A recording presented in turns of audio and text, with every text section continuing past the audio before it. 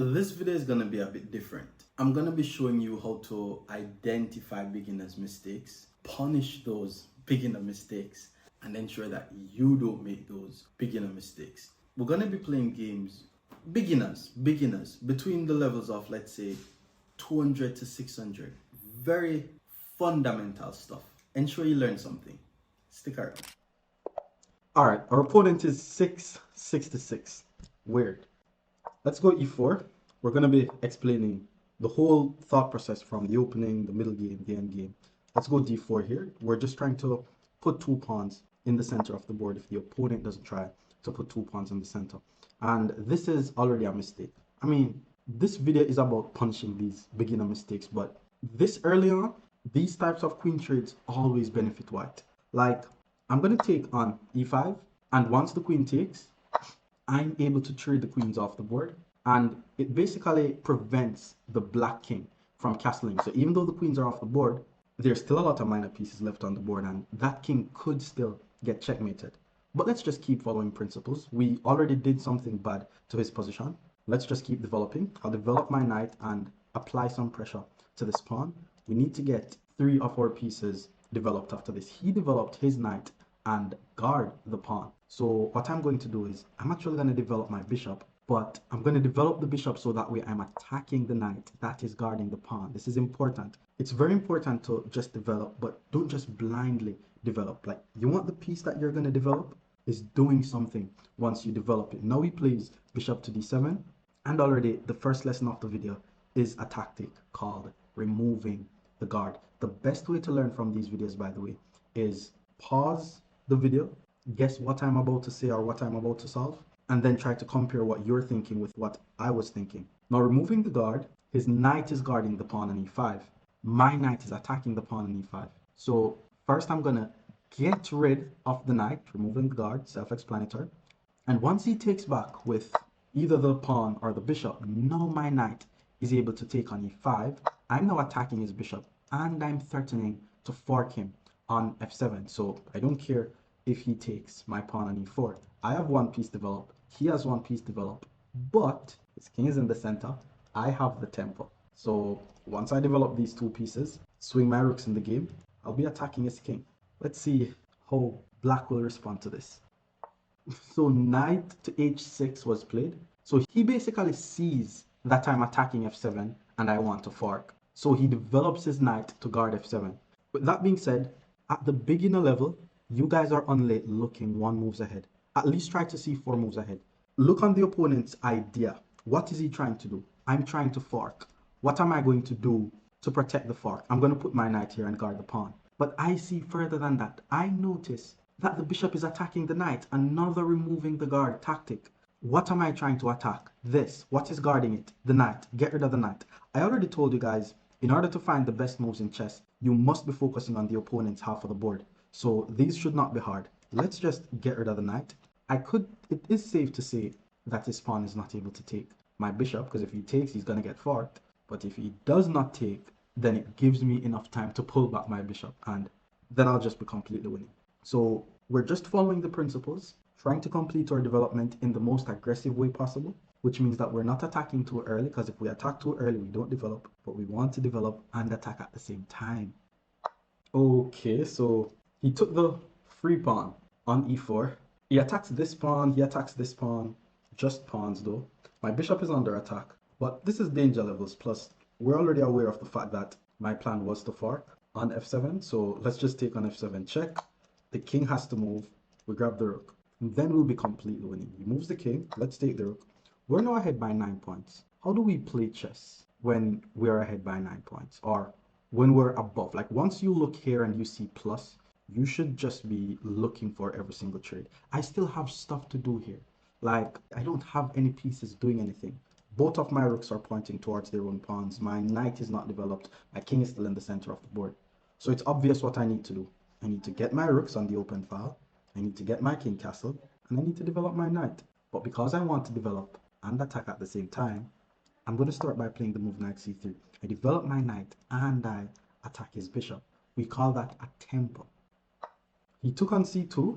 Now I'm ahead by 5 points now. I could simply attack the bishop So let's just attack the bishop. So again, I'm getting my pieces in the game with tempo. So now he has to move his bishop out of the way. I think that's the only square where he won't lose the bishop. So he has to put the bishop here. If he goes here, my pawn takes, here my knight takes. Here he gets pinned, here my knight takes. That's safe.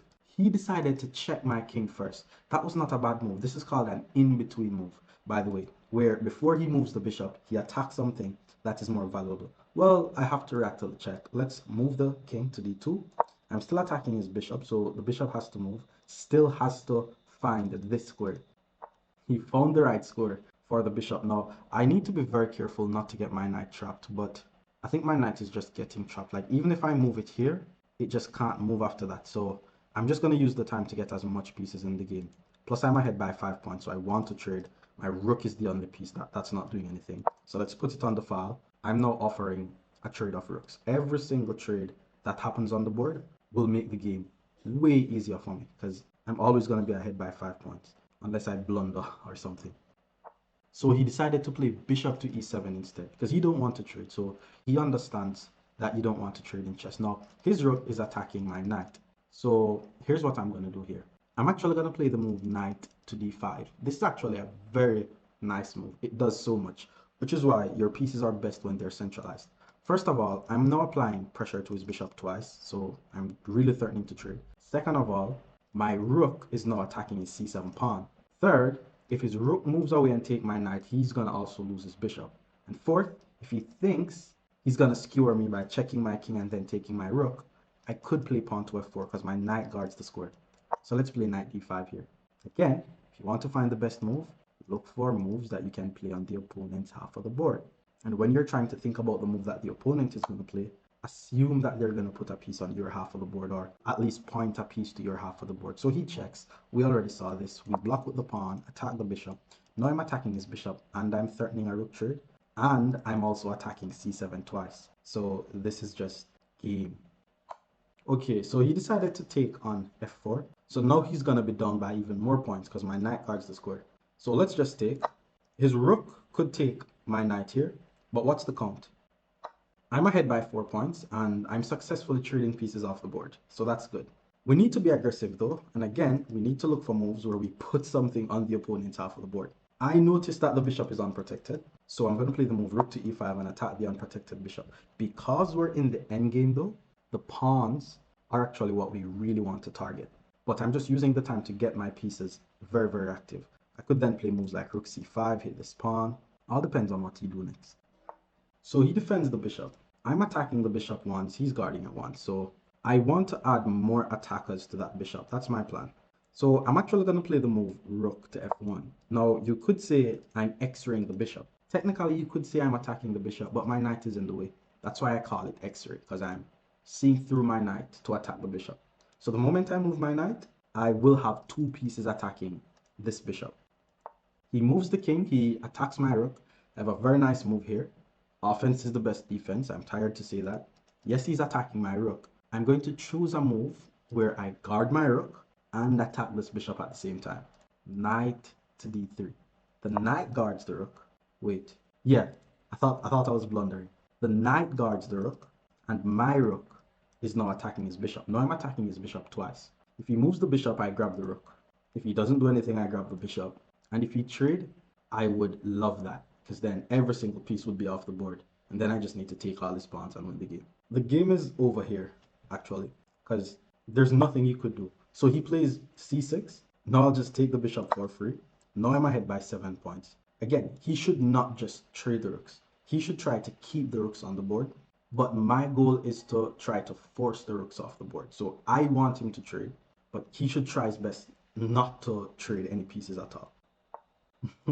Now his time is running down. He decided to guard the rook, which is not guarding the rook because I have a battery on the rook. So I have 2 pieces on the rook. He only has the king guarding.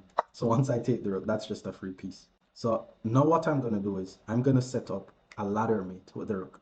You may also know it, well, here's Zans. I'm going to do it in another game, punishing more beginners' mistakes so you know how to win at chess. Let's keep going. This opponent is 466. We're going to be punishing some mistakes from opening, middle game to end game.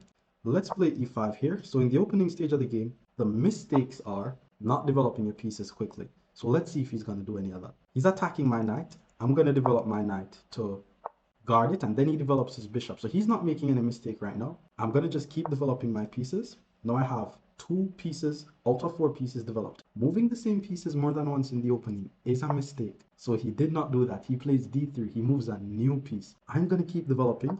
That's 3 out of 4 pieces developed. Still not moving the same piece. Let's see if he's going to castle his king or develop one of his pieces. That's what he needs to do. He castles the king. This guy's very principled and he's 400. I'm going to play pawn to d6 here. I'm also developing my pieces. This allows my bishop to either pin his knight or go to e6 to trade bishops. I could have also castled my king. He plays bishop to d2. Now, I have to call this a mistake. It's not like a huge mistake, but that's not an active square for the bishop. It's like, it's better to put the bishop on e3 so that way it could trade off for my very active bishop pointing towards the king, or put the bishop on g5. Plus, in chess, it's usually best to develop your knights before your bishop, so just knight to c3 would have been fine. Now what I'm going to do is follow principles. I'm going to go bishop to g4.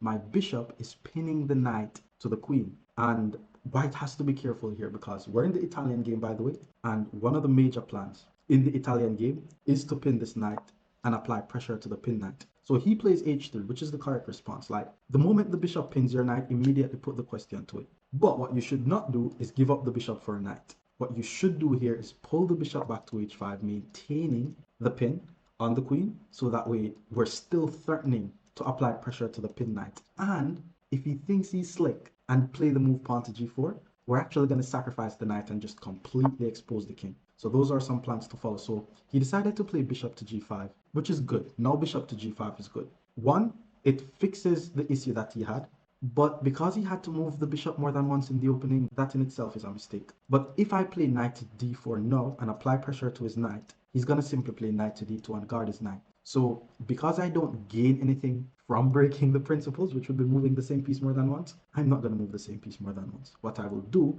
is apply the principle called the principle of neutralization, which states if a piece is in your half of the board, immediately put the question to that piece. So I'm just going to attack the bishop. A mistake would be to give up a bishop for a knight. A mistake would be to not move this bishop. But let's see what he does. He pulls the bishop back. This is weird because I know that I say if he had played g4, I would have sacked. But that's because my king was not castled. His king is now castled and his knight is pinned. So if I play g5, he's not able to sack. And this is also one of the ideas in the Italian game, especially if you're playing with the black pieces. If you let white castle before you, you can actually play h6, g5, g4 and start this massive attack on their king, even if your king is in the center. And if your opponent knows that they need to open the center if your king is in the center and they play c3, d4, you just need to run to the queen side. Plus the attack that you're going to have on them, they're not going to have time to counterattack. Watch this. I play g5, right? I'm attacking his bishop. Bishop has to move again. But then he decided to play g4. Okay, so first of all, we already said that this was not good for him. I could simply pull my bishop back to g6. He pulls his bishop back to g3, and then we're like, okay, your king is not safe. I'm just going to castle on the queen side. But I'm going to sacrifice my knight on g4. We already spoke about this. If you play against the Italian game, especially at these levels, 400, 500, 600, let's just take. Now I'm attacking his bishop. He has to respond to this. What are we doing? We're currently pinning the knight to the queen. Keep that in mind. Okay, so he made a mistake. The mistake he made was not saving his bishop. He should have just moved the bishop out the way. And my position here is so good. Watch this. That's a free bishop. Off the bat, that's a free bishop. But remember when I told you guys that we're pinning the knight to the queen, which means if the knight moves, I'm going to take the queen. That's called a pin. Whenever you're pinning a piece, you want to apply pressure to that pin piece. It basically means attack the piece that is pinned again. So I'm going to play the move knight to d4. Remember I told you guys that if you use this idea in the Italian game, you're going to crush people, right?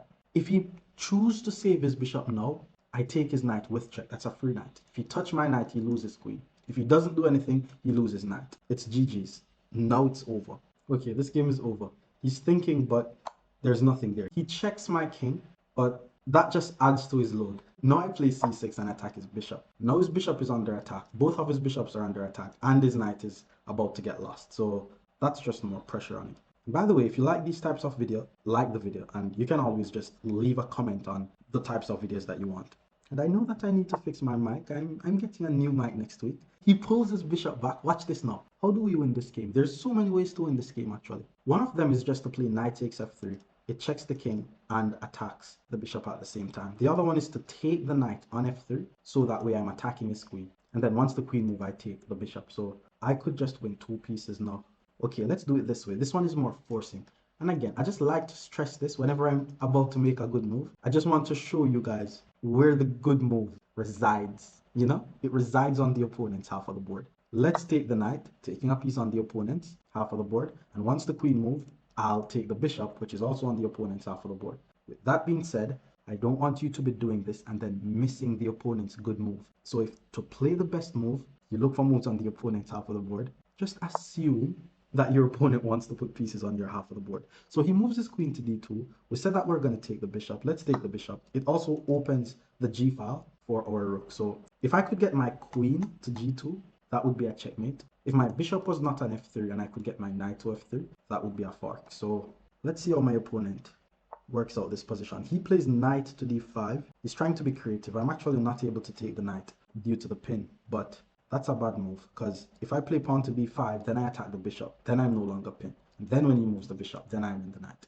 But we're trying to look for good moves. For example, a move like rook to g1 is a good move. It's probably the best move. It's not on the opponent's half of the board, but in my defense, what I could say, it points towards the opponent's half of the board. But let's say we check here and the king goes here, we check here, the king goes here. Queen to d7 is just a mate. And I'm able to find these because it's forcing. If you look on a line and you check the opponent's king and you can check the king again, don't stop calculating until you can't check the king anymore. So rook check, king here, rook check, king back, and then knight e2 is not a checkmate because the queen is able to take, but it means he has to sack his queen. So let's go into this line. Let's go rook to g8 check.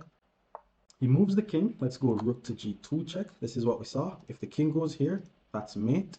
Well, after the king takes, that's mate. And if the king goes back, this wins the queen. Now, I'm not sure if I want the queen though. That's my issue. I want to mate. So because my bishop is on the same line as the king, I'm also thinking of discovered attacking ideas. Like if I take, oh my lord, look at this, look at this. All right, boom.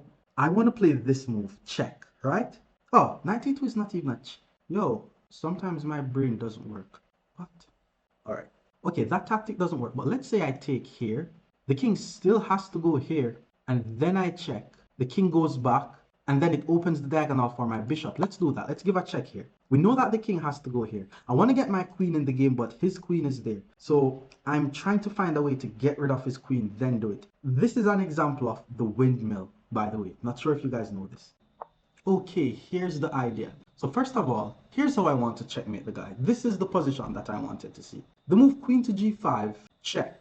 Now, if the queen takes on g5, we could say the queen is no longer guarding the e2 square. And then knight to e2 is actually going to be a checkmate. But if queen to g5 and the king takes on f2, I'm thinking of playing queen to g2 check and then the king goes here. But that's not mate. So knight to e2 check, the queen takes on e2, do not take the queen, play queen to g5 check because the queen no longer guards, and that's mate. So this is just mating 2. Knight check, the queen has to take, I mean, the king has nowhere to go.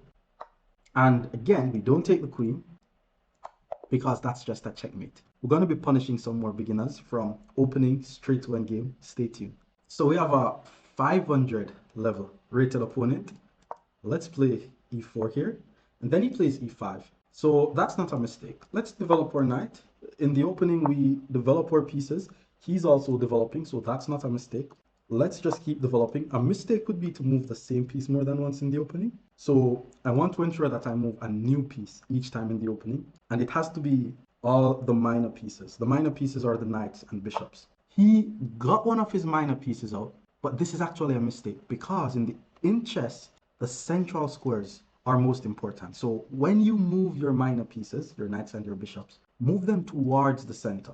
Let them control central squares. There's a saying that says, knights on the rim is dim. Knights on the rim is ugly and grim. So don't put your knight on the edge of the board. It doesn't mean I'm going to just punish him all of a sudden. I'm just going to keep following principles. I'm going to castle my king. He develops his bishop, so that's not a mistake. He's developing and he's pointing his pieces towards the center, but because he already put his knight on h6, this is gonna haunt him, basically. So here's the thing. You need to know how to punish people's mistake. And it's weird because if someone break a principle, in order to punish them, a lot of times it requires you to break a principle as well. In quotation, because then if you break the principle to punish them, then you did the best move. They broke the principle. Which is why the principled thing for me to do here is a development move. Move my knight to c3, play pawn to d3 to develop my bishop. But because his knight is on the edge of the board, I'm going to play a pawn move, pawn to c3. And this is not a mistake or anything because the goal is to play d4 and attack the center. So if you have a plan and it is based on attacking the center, then it's not a bad plan. So he castles the king. Now I'm going to play d4. If you could have two pawns in the center of the board like this, then it means it was a successful opening, basically. Now, he took the pawn. This is called counting. Ensure that you guys understand this. I have 1, 2, 3 pieces attacking his pawn. He only has 2 pieces guarding it. So once I take, this bishop is going to be under attack, which means I still have 2 very strong pawns in the center. I'm now able to develop my knight to c3. And because he made a mistake by putting his knight on the edge of the board, I'm going to capture the knight and expose his king. He moves his bishop to b4. Let's deal with this first. We know about the principle of neutralization. We don't allow pieces on our half of the board around here. So before we even do anything, let's chase away that bishop. Let's put the question to the bishop, get him off our half of the board first. Now once the bishop moves, we continue with our plan. So here's what I'm thinking. I want to put my pieces on his half of the board. Like I want to take the knight, obviously. I'm thinking to attack his queen, but he's just going to move it. I want to play d5 to just force his knight to go back as well. There's so many ways to win this, but here's how I'm going to choose to do it. First, I'm going to take the knight. Bishops are better than knights, by the way, but I'm now able to give him this ugly double pawns. Now his king is just so exposed, and if someone's king is this exposed, it means that there's a checkmate coming. Now, the pawn on h6 is what you called an unprotected pawn. There's nothing guarding the pawn. His king is exposed. So I want to start my attack on that pawn. First, I need to develop my pieces though. So let's develop the knight. Now I have 3 pieces developed, which means all the minor pieces are developed. Development is not complete when all the minor pieces are developed. Development is completed when your minor pieces and your major pieces are developed. So let's take back the bishop. He gave up a bishop for a knight. We're fine with that. Now it's time to get my major pieces in the game. The rooks and the queens, these are the major pieces. My opponent made another mistake. He moves the knight more than once in the opening. Notice how he's moving the knight again, but his bishop is still sleeping. His rooks aren't doing anything. And he needs to be careful about the fact that his king is castled. Yes, he's attacking my bishop, but we already said knights on the rim is dim. So we're not going to give him the bishop. I'm actually going to pull my bishop back to d3. Notice how my bishop x-rays the h2 pawn. So once I move this pawn out the way, his h7 pawn is going to be x-rayed. And if I could get my queen on h7, that's going to be a checkmate. Maybe seems impossible, but all I need to do is get a queen here, then here, then here, and that's mate. Now he plays pawn to d5. I want to open this diagonal for my bishop, but I don't want to take, because then if I take, I'm helping his queen to do something. So what I'm going to do, I'm going to let him take, or I could push.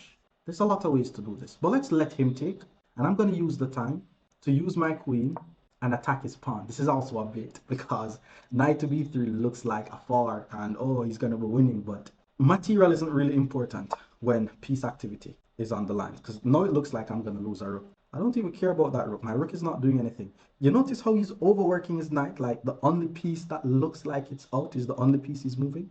Those are beginner's mistake. I'm now going to play the move queen takes h6. That's an unprotected pawn. I took his pawn.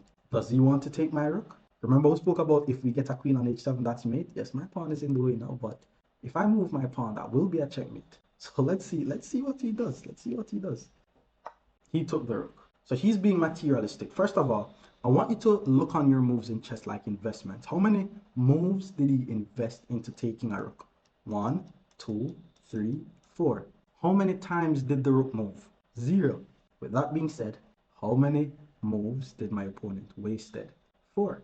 I'm not even going to take back the knight. We're going for the king. We're going for mate. So there's 2 ways to do this. The first one is to play knight to g5. If I play knight to g5, I'm not seeing how he could guard the h7 pawn. And if I play pawn to e5, there's also not good ways to guard the h7 pawn. He could try f5 though. So let's play knight to g5. I'm now threatening a checkmate. The only way to not get mate, by the way, is to sacrifice his queen. So this is what happens when you don't develop your pieces properly. You put your knights on the edge of the board. You move your knight 4 times to take a piece that has not yet moved. He plays the move queen f6. He's offering up his queen so that way I don't checkmate him. But I don't want the queen because checkmate ends the game. We're going to be punishing more beginners, showing you the mistakes that they make from opening, middle game, end game. Stay tuned. So our opponent is 400. Let's see, pawn to e4. We're just going to be playing regular normal chess. Let's just play e5 here. I'm just developing my pieces. We're punishing beginners' mistakes from openings, middle games to endgame. What you should do is develop your pieces in the opening, and my opponent is developing. I also need to develop to protect my pawn. Now, this is the Italian game. This is good development. My opponent hasn't made any mistake just yet. They're developing their pieces. I'm also going to be developing my pieces. Nobody has made any mistake. Nobody has moved the same piece more than once. Everybody's trying to control the center of the board. So far, so good. I'm attacking this pawn on e4 though. But then my opponent played pawn to c3. So pawn to d4 looks like the plan, but I didn't see where any defense of this pawn. A better move would have at least been pawn to d3 to guard it. So maybe you're about to say I'm going to be moving the same piece more than once, but my opponent hung a pawn. I mean, pawn is a pawn. If white is not able to punish me for moving the knight more than once, then I'm just ahead by a pawn. This pawn to c3 move, the idea is to play d4, but it doesn't work against the two knights. It would have been better to just play d3 followed by c3. I mean, c3 doesn't develop anything, so that's definitely a mistake. Pawn to d3. So what this move does, it attacks my knight. It's very important that you look on the opponent's last move. You know, we're 400 here. There's no good moves I could play on the opponent's half of the board. I mean, I'm ahead by a pawn. I'm just going to pull back my knight, and then I'm going to continue with my development. White needs to finish their development. King needs to get castled. Bishop needs to get developed. Knight needs to get developed. Anything else that is not associated with that should be a mistake. My opponent castled. That's not bad. Now what I'm going to do is I'm going to play the move pawn to d5 here. It attacks the bishop, my knight, and my queen guards the pawn. So the opponent is not able to take the pawn. My opponent needs to look on my last move now and at least see the pawn is attacking the bishop and then move the bishop out the way. And then what I need to do is develop these two bishops, get my king castled, and then I'll have a good position. The goal when the game just begins is just to start off by having a good position. Bishop to g5 was played.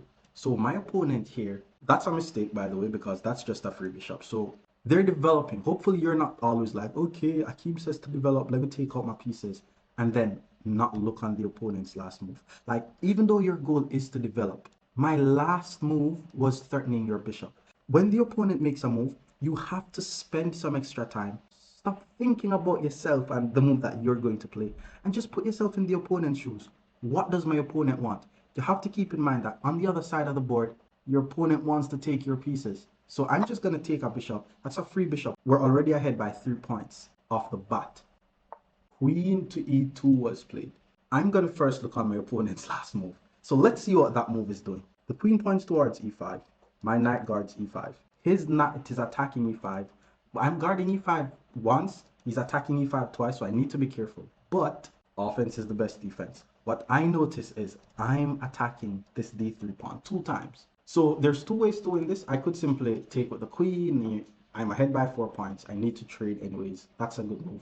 Taking with the pawn is also a good move because it attacks the queen. Now I'm ahead by 5 points. Simple chess. Now the queen has to move. Let's see if the opponent will at least look on my last move and be aware of the fact that my pawn is attacking the queen. Maybe they're going to take on e5 like, okay, I think people just think about the move that they want to play and they just play that move regardless of what the opponent does because they don't even think about the fact that the opponent is playing. So it would be very funny if white hung the queen and take this pawn. Okay, white saw I was attacking the queen, white moves the queen out the way. What should we do? Now, first of all, the bishop is on our half of the board, so we could follow the principle of neutralization and play h6. But because it's not doing anything too much, yes, it's pinning my knight, but if they take, I'm just going to take back. I need to develop my pieces. That's what I need to do. So I'm actually going to play the move bishop to d6. The bishop actually x-rays h2. It points towards h2. There's a drawback here, though. You guys need to know this term. My queen no longer guards my pawn on d3. So I need to be careful. I could be losing a pawn. But there's actually a trick here where if the queen takes the pawn, I push, and then I want to take on h2 to win the queen. May not work, but because I'm ahead by 5 points, I'm just trying to get developed first. I'm in no rush to win this game, by the way. All these games that I'm winning quickly, I'm in no rush to win them. If you try to win quickly, that's when you're going to lose and you're not going to win quickly. queen takes pawn was played. Now, here's the trick. If I play e4 here, I attack the queen, right? And my knight guards the pawn on e4. But my opponent actually has a removing the guard tactic that they could do. They could actually first take my knight, and then if I take their queen, they take my queen. But then I'll simply take with my knight, and that would be good, right? Because I'm trading. The other thing that I could do is just simply develop my bishop to g4. Very principled. But let's go with the more aggressive line. Let's play pawn to e4. White has to find bishop takes f6. In chess, this is called a critical moment. Basically, if white does not play bishop takes f6, removing the guard off the pawn and attack my queen, and just decide to move their queen out the way, then that's going to be another free piece, because this is technically a fork. It attacks two pieces at the same time, but my opponent has a good defensive resource against it. Okay, my opponent moves the queen, but I'm actually not able to take the knight because my pawn is pinned to my king, so that move had some thought in it. What I'm going to do though is I'm going to castle my king. I wanted to castle my king anyways. Now the knight is under attack. Again, this is another critical point for the opponent. White needed to play that move. That's a nice move. It removes the guard of the e4 pawn. I have to take with my queen. By the way, if I take with the pawn, I'm exposing my king. So let's take with the queen, and then white should take this pawn. However, we know what we need to do. We need to develop and attack at the same time. So if the queen takes the pawn, I develop my bishop and I attack the queen. We're still ahead by 4 points here. Knight to d2 was played. So again, this is someone who maybe they know what to do in the opening. They're like, okay, I need to develop. My knight is not yet developed. Let me develop my knight. But you have to ensure that in my academy, I tell my students, we call it an anti-blunder check, where before you make a move, one, look on the opponent's last move. Two, check the pieces that are at least in your half of the board. Remember, I always tell you guys, best moves happens on the opponent's half of the board. So if the opponent has a piece and it is on your half of the board, at least check that piece to see what that piece is doing. Now I'm just going to take the knight. I'm now ahead by, what, 6 points? Let's see how they're going to take back the pawn. So notice how my goal is to develop the bishop, but if my opponent gives me a free knight, what should I do? Not take the bishop? Knight to e4 was played. My opponent is trying to be creative here. Basically, they're not taking my pawn because that exposes the king, and knight to e4 actually attacks my queen and my bishop at the same time. So I have a few options. I could move my queen to h4 and threaten a checkmate here, but then the knight takes my bishop. I could move my queen to g3 and threaten a checkmate here, but the queen takes my pawn. What to do? I could also move my queen to e5 and threaten a checkmate here, but again, the knight takes my bishop. So there's no ways to win this. I have to move my queen though, so the option is, do I go here or here or here? Those are the options. And I want you to notice how I'm applying offense is the best defense, because I have to move the queen, but I'm trying to put the queen somewhere where I attack something from the opponent. So let's just put the queen on e5. This is a battery. I'm threatening a checkmate on h2. My opponent has to find the move knight takes d6. That would be the move that gets rid of the checkmate. Not moving the pawn, definitely not taking this pawn, getting rid of the piece that's threatening the mate. Now, this is called a battery. Whenever you have two pieces, in this case, my bishop and my queen, they point towards the same target. In this case, the pawn. It's called a battery. We know what battery means in real life. So I have two attackers. The opponent has one defender. They need to either add an additional defender to this pawn, or remove one of the attackers from the pawn. My opponent decided to take this pawn, missed that there was a battery pointing towards h2, which means that's just a checkmate. We're still going to be punishing more beginners, so stick around. So our opponent is now 600. We're going to be starting by playing e4. We're punishing mistakes. We're playing against a Sicilian defense. Here, it's good to develop the knight and put a pawn in the center of the board. Now my opponent takes. Let's just take back here. And from here, it's just going to be normal development. The knight attacks my pawn. I'll develop my knight and simply guard it. And then knight c6 was played, attacking my knight on d4. I don't need to react to this though, so I'll just keep developing. And this is actually the Richards variation of the Sicilian defense. And pawn to g6 was played. Now I'm going to play the move queen to d2. I'm actually preparing to castle my king on the queen side, so that way I can launch an attack on my opponent's king. So bishop to g7 was played. Let me castle my king. And now we usually launch the attack. Now, usually against the Sicilian defense, We don't necessarily have to develop this bishop too early. The bishop could go to c4 in a lot of lines, but I like to start an attack where I just open up the h file. So here's how I'm going to start this. I'm going to take on c6 so that way the knight is not able to take my knight. Then I'm going to play h4. Again, I'm not developing my bishop, but the bishop could go to c4. Now that the opponent plays h5, now's a good time to play bishop c4, developing my last piece, pointing the bishop towards the opponent's king, and now my goal is just to point as much pieces towards the king. That's how I'm going to start my attack. Queen to a5 was played. Let's check the opponent's last move. Doesn't really do much here. I want to open as much lines as possible, so I'm going to play the move pawn to f3. The goal is to play pawn to g4, and because it's an opposite side castle situation, it is going to be a crazy game. This is what usually happens if you castle on the queen side and the opponent castle on the king side. Now I'm going to play pawn to g4. Now the opponent has so many pieces covering the g4 square, but my goal is just to get rid of my pawns. Like if I could just get rid of my pawns, I don't mind if it costs me a pawn. Now pawn to d5 was played, and that's an interesting move. The opponent has 1, 2, 3 pieces guarding the d5 square. I have 1, 2, 3, 4, 5 pieces guarding d5. So that to me already looks like a free pawn. But I'm not going to take the pawn. I'm going to pull my bishop back because I want to follow through with my attack on his king. And if he pushes the pawn, I'm just going to take. If he takes, I'm going to take his knight and he's going to lose a piece. So I'm still doing very well here. Now the opponent puts the rook on the open file. Rooks needs file, so it's not a terrible move. If you're ever playing against a fianchetto bishop, we usually always want to get rid of this fianchetto bishop. So a move like bishop to h6 here, just to trade off the fianchetto bishop, is always good. And as black, you never want to take the bishop. It's usually best to allow white to take the bishop. So once I get rid of the fianchetto bishop, this is usually the main defender of black's king, then my idea is going to be to try to open the g file or open the h file so that way my rooks could join the game, and that's how I'm going to start my attack. Bishop takes was played. This is the move that you should never do because now my queens joins the attack, and this is just a very annoying queen. Like the king literally has nowhere to go. On my next turn, I'm also planning on opening the g file. So my opponent moves the rook out the way. The king still has nowhere to go. This is going to be very bad for my opponent. Look at this move. Start by playing the move rook to g1. So the h file could be open, the g file could be open. Keep in mind, the files are not open because the pawns are in the way.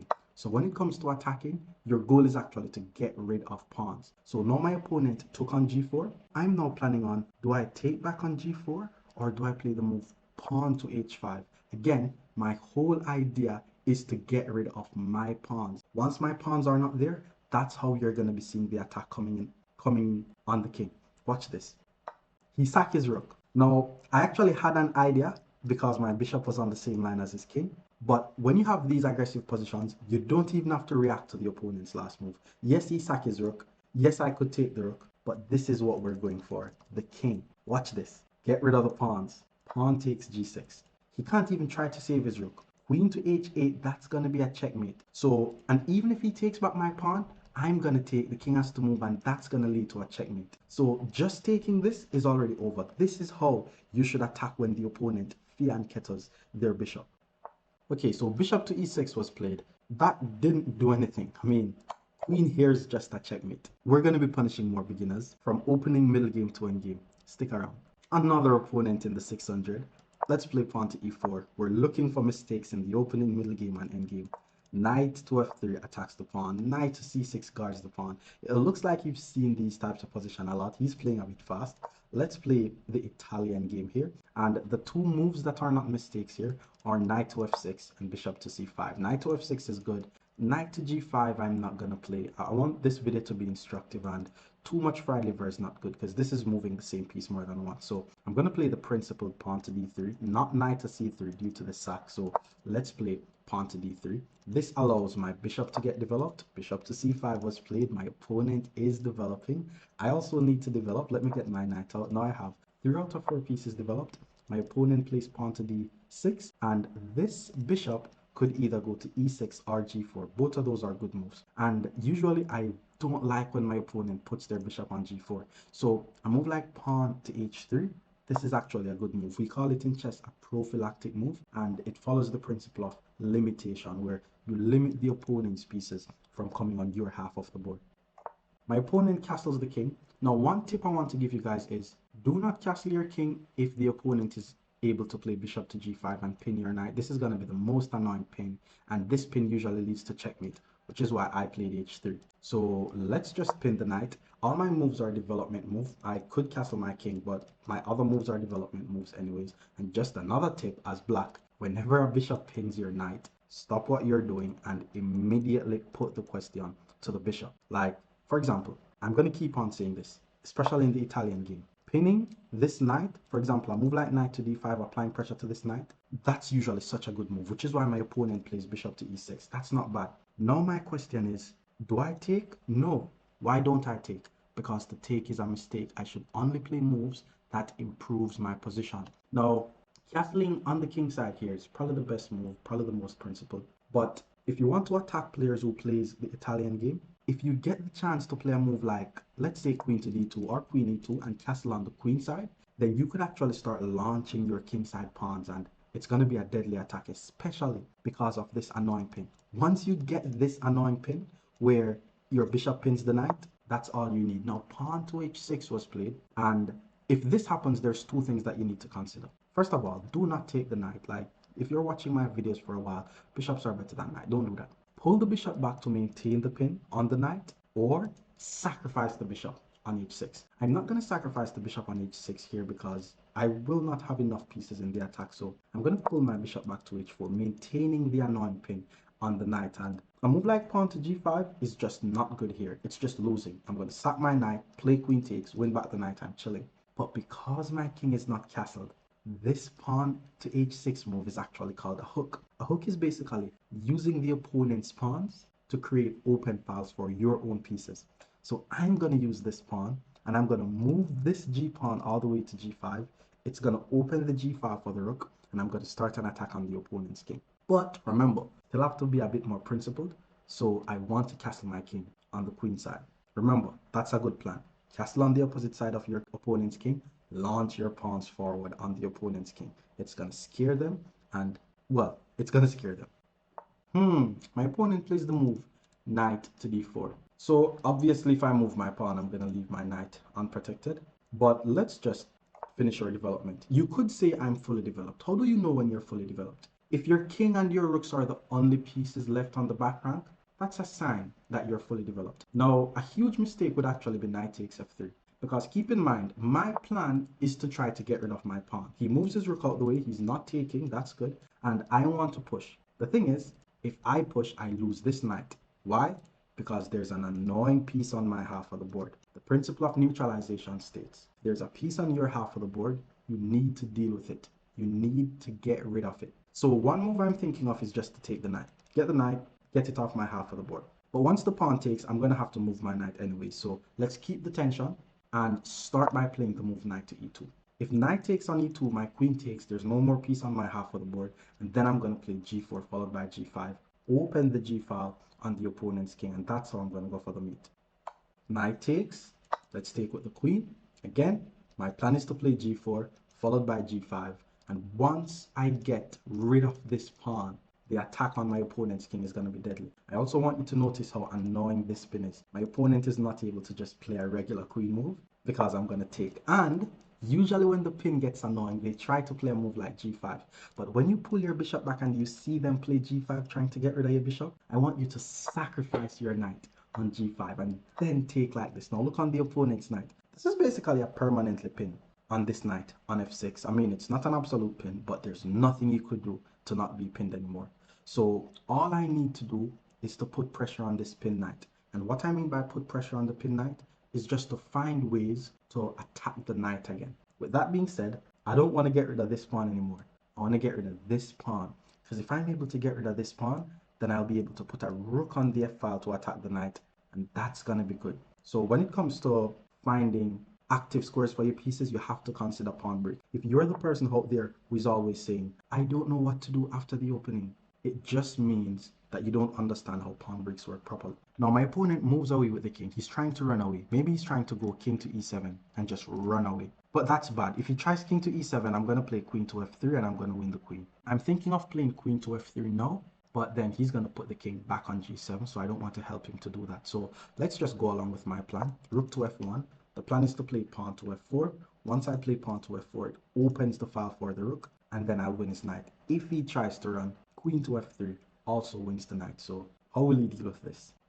The king tries to run, but now we apply pressure to the pinned knight. If he moves the king again, we take the knight and we're ahead by a piece. If he does not move the king, I take the knight and I win the queen. The best move here is actually just try running the king to the other side of the board. Pawn to d5 does not help, bro. That's like a panic move. This is not a skewer. This is simple counting. I have 2 pieces on the knight. He only has 1. I take the knight. King has to move out of the way. Then I take the queen. We're now ahead by what? 2 points. We get back the knight that we sacrificed, and in return, we're also getting a queen. Well, my opponent resigns. Another beginner. He's 400. Let's play pawn to e4 here. We're trying to find mistakes in the opening, the middle game, and the end game. Knight to f3 attacks the pawn. Knight to c6 guards the pawn. He's doing well so far. Now we're going to be playing the move bishop to c4, where we develop the bishop, and this is the Italian game. Now queen to e7 is already a mistake. The reason why this is a mistake is we don't want to be moving the queen out too early, and it blocks the bishop. I think my opponent is trying to protect the f7 square, but more principled would be to develop your knight or develop your bishop. Let me just get my king out the center of the board though, because I'm trying to follow the principles. Pawn to d6 was played. Looks like he's trying to develop the bishop. Let me just keep on developing. Now I have 3 pieces developed. My king is castled. Bishop to e6 was played. Looks like he's trying to castle on the queen side. So if I take, I don't see how that benefits me. So I'm just going to play the move pawn to d3. I protect my bishop, and I can always develop my bishop for free. My opponent castles on the queen side. So it should still be a crazy game. Remember what we said about dynamic positions. It happens when there is opposite side castle. What's the plan when it's opposite side castles? It's to launch the pawn on the opponent's king. Basically, I actually want to get rid of these pawns. Like anything I could do, even if I could just, for example, pawn to b4. That's actually just trying to give him a pawn. And if he takes the pawn, my rook gets the file. So my opponent quickly took the pawn. And this is something that you want to keep in mind. It's called a pawn storm. The rook now gets the file pointing towards the opponent's king. King is the only piece guarding this pawn, so that pawn becomes very, very weak. And all of a sudden, I'll direct my attack on the opponent's queen side. I'll point my pieces towards the opponent's queen side. So if you have to lose a pawn to get your rooks in the game, so that way you can able to attack the opponent's king, go for it. So my opponent pulls the knight back thinking everything is fine. I have one last piece that needs development. So let's just play bishop to e3. Now that all my pieces are developed, I'm going to start the attack on the king. And remember what we said, after you've completed developing all your minor pieces, it also means that you need to develop your major piece. My b1 rook is already developed, but my queen and this rook is not doing anything. My opponent already start making mistakes by moving pawns on the side that the king is on. That's a mistake, by the way. The pawns on the side that your king is on, you should not touch those pawns unless you have to. Now it's time to start thinking of playing the best moves. How do we find the best moves in chess? We look on moves that we can play on the opponent's half of the board. Knight to d5. Jumping in with the knight, attacking the queen. The bishop took, I was expecting that, but now I'm going to play the move. Bishop takes d5. I'm now actively attacking this unprotected knight, which I'm not seeing a lot of good scores for that knight. I want you to notice how my opponent still has 2 pieces that has not yet seen the battlefield as yet, while his king is already under attack. Let's see how he responds to this threat, and then I'm going to bring more pieces in the game. He pulls his knight to the back rank, which means he's also on developing his pieces. I'm going to start by playing pawn to c3 here. Pawn to c3 is just to open this diagonal, so that way my queen could join the game. He plays pawn to h5. The guy just doesn't want to develop his knight or his bishop. Like, he doesn't want to play with all his pieces. Don't be like this guy. I need to continue with my attack. Now, that's an unprotected pawn, but it would be good if I'm able to get rid of this pawn. Like, if I could get rid of this pawn, the attack is going to be even more dangerous. So I'm very conflicted here. But let's play queen to a4. It gets the queen in the game. It attacks the unprotected pawn, and it allows my last piece, which is this rook, to join the game. Would be on the same line as the opponent's king. The guy needs to develop. He needs to at least get these pieces out. Okay, it's official. People at the beginner level, we know that beginners are not good at chess, but just saying, They don't look on the opponent's last move. So if you're a beginner watching this, spend time looking on the opponent's last move. Someone is on the other side of the board trying to take your pieces. So when they move a piece, look on the piece, see what it's doing. The guy did not try to defend this pawn. So I'm just going to take the pawn for free. I already looked on his last move. I saw that it was attacking my bishop, but my bishop was guarded. So now I'm actually thinking about some nasty sacrificial ideas to sacrifice on b6. Remember, attacking has to do with getting rid of the pawns. Get rid of your pawns so that way your rook can join the game. But you also want to get rid of the opponent's pawns. So getting rid of the opponent's pawns, maybe you could sacrifice something. He plays rook to d7. Why did he play rook to d7? That's a weird move. Now, if I sacrifice and he takes, that will not lead to a checkmate. But what do I need to do? Keep in mind, what if my rook could take this knight? Wouldn't that be a checkmate? Like, think about it. If my rook could jump over this pawn and take this knight, that would be a checkmate. So obviously we need to get rid of the pawn. How do we get rid of this pawn? Pawn to a4. I want to play pawn to a5, and then if he takes, I take, and that's mate. And if he doesn't take, I take his pawn and get rid of his pawns. So he plays pawn to c5. It's creative, He makes a pawn move, but I usually look on my opponent's last move, so I'm not going to be falling for certain things. For example, this is called the drawback principle, by the way. The pawn was on c7 guarding the pawn on b6. Now it's no longer guarding the pawn on b6. I noticed that the rook is attacking my queen, but once I take this unprotected pawn, now the b file is completely open. I successfully got rid of every pawn on the b file. I'm actively threatening to take the knight, and that's a checkmate, which my opponent did not look on. Why? Because at the 400, 500, 600 level, they don't look on their opponent's last move. So if you know how to create threats and see threats, then it's over. That's just a checkmate.